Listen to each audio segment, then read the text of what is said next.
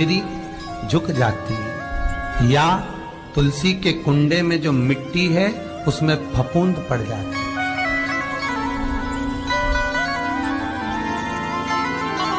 कितना सुंदर बात कही है महाराज।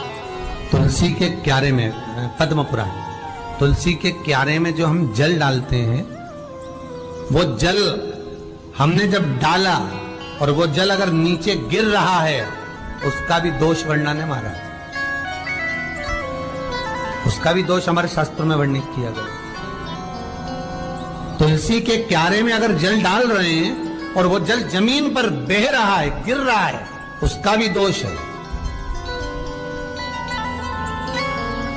तुलसी के क्यारे में उतना ही जल दिया जाए जितनी मिट्टी सोख ले।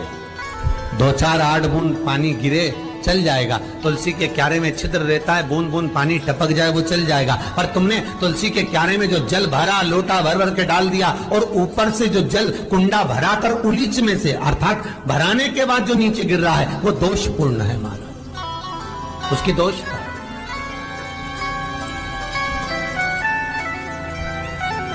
वो दोष दे दिया। तो लक्ष्मी से माता पार्वती जी कह रही हैं कि दूसरा क्रम है घर में वैभव, लक्ष्मी, संपदा, प्रतिष्ठा, यश, आरोग्य को पाने के लिए तुलसी के क्यारे की आराधना, तुलसी के कुंड को नमन करना। तीसरा क्रम कहा, घर में चाहे नल लगा हो, चाहे आरओ का प्लांट लगा हो, पानी का, घर में छोटा छोटा आरओ प्लांट लगा हो, फिर भी घर के अंदर रसोई घर में एक छोटा सा मटका, मटका नहीं तो हंडा, हंडा नहीं तो बाल्टी, बाल्टी नहीं तो कलसा, पानी का भरा हुआ जो नारी रखती है, दूसरे दिन उस पानी को बाहर ढोल कर फिर वापस धोकर भर लेती। मटका रोज धुलता है, हंडा रोज धुलता है, प्रतिदिन का। जितना जल उस पात्र में रहता है, भरता है, ऐसे ही घर में संपदा भरती। 3 क्रम। चौथा, नारी के मस्तक पर जो चीर होता है, ये पूर्वज, इसी चीर से कथा प्रारंभ हुई थी और वहीं पर लक्ष्मी पार्वती के संवाद पर चल रही है महाराज। मस्तक पर जो चीर होता है, मस्तक पर जो वस्त्र होता है, वो वस्त्र पूर्वजों का, पितरों का, कुल देवी देवताओं का आशीर्वाद।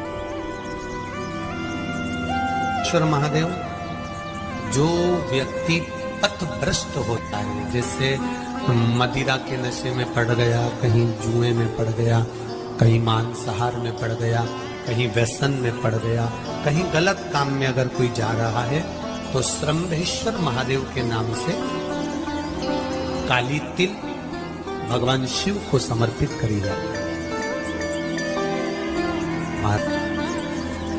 काली तिल को वापस उठा कर ले आते हैं। उसी काली तिल को जो मदिरा का नशा करने वाला होता है या जो गलत व्यसन में डूबा हुआ होता है, उसको वो सुबह के समय अगर नहीं खाता तो भोजन के साथ उसको दिया जाए। श्रम्भेश्वर महादेव। एक बेलपत्री का भी बहुत अच्छा प्रयोग है श्रम्भेश्वर महादेव का। मदिरा पीने वालों के लिए, मांसाहार, व्यसन में, जुए में, वेश्यावृत्ति में, पर नारी में, गलत जगह पर जो डूबे रहते हैं उनके लिए पहले की कथा में इसका वर्णन किया है। बेलपत्री, श्रम्भेश्वर महादेव। एक बार सब बोलेंगे, कौन से महादेव? श्रम्भेश्वर महादेव। फिर जम के बोल लो एक बार, श्रम्भेश्वर महादेव। जब हमारे घर में क्रोध बढ़ता है या कोई गलत कार्य में जाने लगता है, तो श्रम्भेश्वर महादेव का हमें शरणागति लेना चाहिए। श्रम्भेश्वर महादेव का पूजन करना चालू कर देना चाहिए।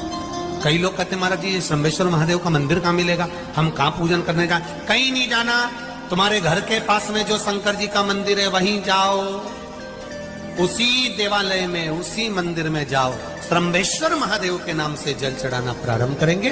वो जल जो गलत संगत में पड़ा हुआ है उसका आचमन कराना प्रारंभ करेंगे। अपने आप उसकी धीरे धीरे बुद्धि सुधरना प्रारंभ हो